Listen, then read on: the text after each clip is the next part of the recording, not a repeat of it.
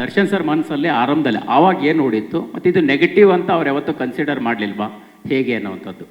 ಇಲ್ಲ, ಟೈಟ್ಲ್ ಬಂದು ಸಿನಿಮಾಗೆ ತುಂಬ ಸೂಕ್ತವಾಗಿತ್ತು, ಸ್ಕ್ರಿಪ್ಟ್ಗೆ ಸೂಕ್ತವಾಗಿತ್ತು. ಸೊ ಹಾಗಾಗಿ ಇನ್ಫ್ಯಾಕ್ಟ್ ಡೆವಿಲ್ ಅನ್ನೋ ಟೈಟ್ಲ್ ಬೇರೆ ಯಾರ ಹತ್ರನೂ ಇತ್ತು, ಅವ್ರನ್ನ ರಿಕ್ವೆಸ್ಟ್ ಮಾಡಿ ನಾವು ಟೈಟ್ಲ್ ಅವ್ರ ಹತ್ರ ನಾವು ತಗೊಂಡಿದ್ದು. ಆ್ಯಂಡ್ ಈಗ ನಾವು ಏನೇ ನೋಡ್ತೀವಿ, it is all about the film, it's about the script.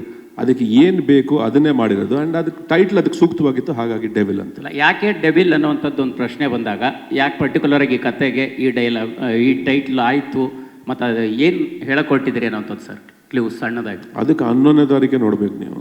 ಅಲ್ಲ, ಟೈಟಲ್ ಸರ್ ಯಾಕೆ ಕತೆಗೆ ಆಪ್ಟ್ ಆಯಿತು ಹೇಗೆ? ಕತೆಗೆ ಆ್ಯಪ್ಟ್ ಆಗಿತ್ತು ಟೈಟ್ಲ್, ಅದಕ್ಕೋಸ್ಕರ. ಟೈಟ್ಲ್ಗೋಸ್ಕರ ಕತೆ ಮಾಡಲಿಲ್ಲ, ಕತೆಗೋಸ್ಕರ ಟೈಟ್ಲ್ ಆ್ಯಪ್ಟ್ ಆಗಿತ್ತು, ಅದಕ್ಕೆ ತೊಗೊಂಡ್ವಿ. ಓಕೆ ಸರ್, ದರ್ಶನ್ ಸರ್ ಲೈಫಲ್ಲಿ ಒಂದು ಘಟನೆ ನಡೀತು, ಅದು ಖಂಡಿತ ಚಿತ್ರತಂಡಕ್ಕೆ ಒಂದು ಸಂಕಷ್ಟದ ಪರಿಸ್ಥಿತಿನ ತಂದುಕೊಡ್ತು. ಬಟ್ ಅದು ಬಿಫೋರ್ ನೀವು ಶೂಟ್ ಮಾಡುವಂಥ ಪ್ಲ್ಯಾನು ಮತ್ತು ಅವರು ಹೊರಗಡೆ ಬಂದ ನಂತರ ಶೂಟ್ ಮಾಡಿದಂತಹ ಸನ್ನಿವೇಶ ಎಷ್ಟು ಡಿಫಿಕಲ್ಟ್ ಆಗಿತ್ತು ನಿಮಗೆ ಅನ್ನುವಂಥದ್ದು? ಅಂದರೆ ಸಿನಿಮಾದ ಕೆಲವು ಪೋರ್ಷನ್ ಉಳಿಸ್ಕೊಂಡಿದ್ರಿ, ಅದನ್ನು ಬಂದ ನಂತರ ದರ್ಶನ್ ಅವರು ಆ್ಯಕ್ಟರ್, ಅವರು ಆವಾಗಲಿ ಅದಾದಮೇಲಾಗಲಿ ಸಿನಿಮಾ ಆ್ಯಕ್ಟ್ ಮಾಡಬೇಕಾದ್ರಾಗಲಿ ಈಸ್ ಅ ಪ್ರೊಫೆಷ್ನಲ್. ಬೇರೆ ಯಾವುದೇ ಥರದ, ಇನ್ಫ್ಯಾಕ್ಟ್ ನಮ್ಮ ಸೆಟ್ಟಲ್ಲಿ ನಾವು ಫಸ್ಟ್ ಫಾಲೋ ಮಾಡೋದೇ ಅದು. ಆ್ಯಕ್ಚುಲಿ ಏನಂದರೆ ವಿ ವೆರಿ ಪ್ರೊಫೆಷ್ನಲ್. ನಾವು ಅಲ್ಲಿ ಬರೋದು ಎಲ್ಲರೂ ಅಲ್ಲಿ ಅಷ್ಟು ಜನ, ಯಾಕಂದರೆ ಒಂದು 400-500 ಜನ ಒಂದು ಸೆಟ್ಟಲ್ಲಿ ಸೇರ್ತೀವಿ, ಅಲ್ಲಿ ಒಂದು ಕೆಲಸ ನಡೆಯುತ್ತೆ. ಅದ್ರ ಹಿಂದೆ ಶ್ರಮ ಪಡೋವಂಥ ನಮ್ಮ ಜಗ್ಗಿ ಆಗಿರ್ಬೋದು, ಸುರೇಶ್ ಅವ್ರು ಆಗಿರ್ಬೋದು, ಅಷ್ಟು ಜನ ಸೇರಿಸಿ ಒಂದು ಕೆಲಸನ ಅಚ್ಚುಕಟ್ಟಾಗಿ ಶೂಟಿಂಗ್ ಮಾಡಬೇಕು ಅಂತ ಏರ್ಪಾಡು ಮಾಡಿಕೊಡ್ತಾರಲ್ಲ, ಅಲ್ಲಿ ಬಂದು ನಾವು ಬೇರೆ ಯಾವುದೇ ಥರದ ಡಿಸ್ಕಷನ್ಸ್ ಆಗಲಿ ಬೇರೆ ವಿಷಯಗಳು ನಡೀತಾ ಇರಲ್ಲ. It was a pure work energy and work that happen.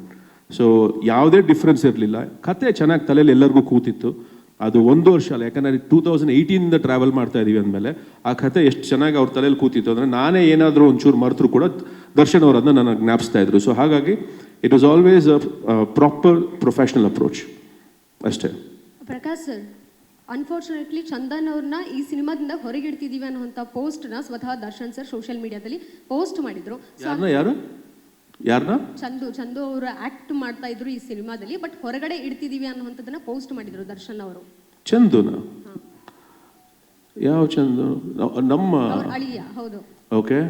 So ದಿಢೀರಾಗಿ ನಿರ್ಧಾರ ಮಾಡಿದಂಥದ್ದ ಹೇಗೆ, ಏನು ಆ ಪಾತ್ರ ಈಗ ಯಾರು ಮಾಡ್ತಿದ್ದಾರೆ? ಇಲ್ಲ, ಅದು ಹಾಗಲ್ಲ. It was a conscious decision actually. ಅದನ್ನ ಯುವರಾಜ್ ಅವರು ಮಾಡಿದ್ದಾರೆ. ಸೊ ಯಾಕಂದರೆ ಚಂದುನ ಲಾಂಚ್ ಮಾಡ್ತಾ ಇದ್ದೀವಿ, ಅವ್ರು ಲಾಂಚ್ ಮಾಡ್ತಾ ಇದ್ದಾರೆ ಹೀರೋ ಆಗಿ. ಹಾಗಾಗಿ ಅವ್ರದ್ದು ಎಲ್ಲ ಆ ವ್ಯವಸ್ಥೆಗಳು ನಡೀತಾ ಇದ್ದಾಗ ಈ ಚಿಕ್ಕ ಪಾತ್ರ ಬೇಡ ಅಂತ ಹೇಳಿ ಅದು ಡಿಸಿಷನ್ ಆಗಿದ್ದು. ಹಾಗೆ ಆ ಪಾತ್ರ ಕೂಡ ತುಂಬ ಒಂದು ಸ್ಟ್ರಾಂಗ್ ಆದಂಥ ಒಂದು ಕ್ಯಾರೆಕ್ಟರ್. ಹಾಗಾಗಿ ಯುವರಾಜ್ ಅವರು ಆ ಕ್ಯಾರೆಕ್ಟರ್ನ ಮಾಡಿದ್ರು. ದರ್ಶನ್ ಸರ್ ಮನಸ್ಸಲ್ಲಿ ಆರಂಭದಲ್ಲಿ ಆವಾಗ ಏನು ನೋಡಿತ್ತು ಮತ್ತು ಇದು ನೆಗೆಟಿವ್ ಅಂತ ಅವ್ರು ಯಾವತ್ತೂ ಕನ್ಸಿಡರ್ ಮಾಡಲಿಲ್ವಾ ಹೇಗೆ ಅನ್ನೋವಂಥದ್ದು? ಇಲ್ಲ, ಟೈಟ್ಲ್ ಬಂದು ಸಿನಿಮಾಗೆ ತುಂಬ ಸೂಕ್ತವಾಗಿತ್ತು, ಸ್ಕ್ರಿಪ್ಟ್ಗೆ ಸೂಕ್ತವಾಗಿತ್ತು. ಸೊ ಹಾಗಾಗಿ ಇನ್ಫ್ಯಾಕ್ಟ್ ಡೆವಿಲ್ ಅನ್ನೋ ಟೈಟ್ಲ್ ಬೇರೆ ಯಾರ ಹತ್ರನೂ ಇತ್ತು, ಅವ್ರನ್ನ ರಿಕ್ವೆಸ್ಟ್ ಮಾಡಿ ನಾವು ಟೈಟ್ಲ್ ಅವ್ರ ಹತ್ರ ನಾವು ತಗೊಂಡಿದ್ದು. ಆ್ಯಂಡ್ ಈಗ ನಾವು ಏನೇ ನೋಡ್ತೀವಿ, it is all about the film, it's about the script. ಅದಕ್ಕೆ ಏನು ಬೇಕು ಅದನ್ನೇ ಮಾಡಿರೋದು. ಆ್ಯಂಡ್ ಅದಕ್ಕೆ ಟೈಟ್ಲ್ ಅದಕ್ಕೆ ಸೂಕ್ತವಾಗಿತ್ತು, ಹಾಗಾಗಿ ಡೆವಿಲ್ ಅಂತ. ಯಾಕೆ ಡೆವಿಲ್ ಅನ್ನೋವಂಥದ್ದು ಒಂದು ಪ್ರಶ್ನೆ ಬಂದಾಗ ಯಾಕೆ ಪರ್ಟಿಕ್ಯುಲರ್ ಆಗಿ ಕತೆಗೆ ಈ ಡೈಲಾಗ್ ಈ ಟೈಟ್ಲ್ ಆಯಿತು ಮತ್ತು ಅದು ಏನು ಹೇಳಕೊಟ್ಟಿದ್ದೀರಿ ಅನ್ನೋವಂಥದ್ದು ಸರ್ ಕ್ಲೀವ್ ಸಣ್ಣದಾಗಿ? ಅದಕ್ಕೆ 11ನೇ ತಾರೀಕೆ ನೋಡ್ಬೇಕು ನೀವು. ಅಲ್ಲ, ಟೈಟಲ್ ಸರ್ ಯಾಕೆ ಕತೆಗೆ ಆಪ್ಟ್ ಆಯಿತು ಹೇಗೆ? ಕತೆಗೆ ಆ್ಯಪ್ಟ್ ಆಗಿತ್ತು ಟೈಟ್ಲ್, ಅದಕ್ಕೋಸ್ಕರ. ಟೈಟ್ಲ್ಗೋಸ್ಕರ ಕತೆ ಮಾಡಲಿಲ್ಲ, ಕತೆಗೋಸ್ಕರ ಟೈಟ್ಲ್ ಆ್ಯಪ್ಟ್ ಆಗಿತ್ತು, ಅದಕ್ಕೆ ತೊಗೊಂಡ್ವಿ.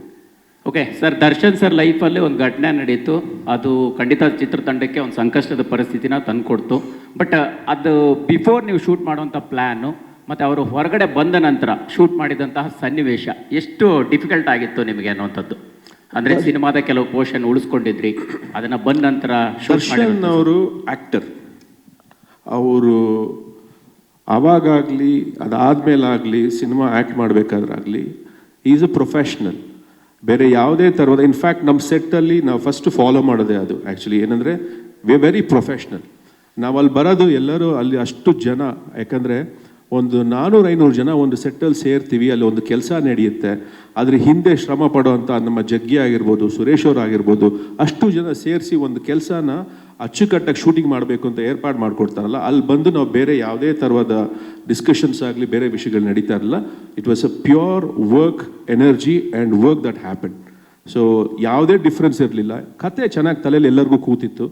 ಅದು 1 ವರ್ಷ ಅಲ್ಲ, ಯಾಕಂದರೆ 2018ಇಂದ ಟ್ರಾವೆಲ್ ಮಾಡ್ತಾ ಇದೀವಿ ಅಂದಮೇಲೆ ಆ ಕಥೆ ಎಷ್ಟು ಚೆನ್ನಾಗಿ ಅವ್ರ ತಲೆಯಲ್ಲಿ ಕೂತಿತ್ತು ಅಂದರೆ ನಾನೇ ಏನಾದರೂ ಒಂಚೂರು ಮರೆತರು ಕೂಡ ದರ್ಶನ್ ಅವರು ಅದನ್ನ ನನಗೆ ಜ್ಞಾಪಿಸ್ತಾ ಇದ್ರು. ಸೊ ಹಾಗಾಗಿ it was always a proper professional approach ಅಷ್ಟೇ.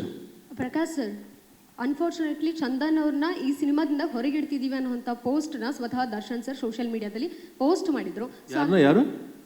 ಯಾರನ್ನ ಚಂದು ಅವರು ಆಕ್ಟ್ ಮಾಡ್ತಾ ಇದ್ರು ಈ ಸಿನಿಮಾದಲ್ಲಿ, ಬಟ್ ಹೊರಗಡೆ ಇಡ್ತಿದೀವಿ ಅನ್ನುವಂಥದ್ದನ್ನ ಪೋಸ್ಟ್ ಮಾಡಿದ್ರು ದರ್ಶನ್ ಅವರು.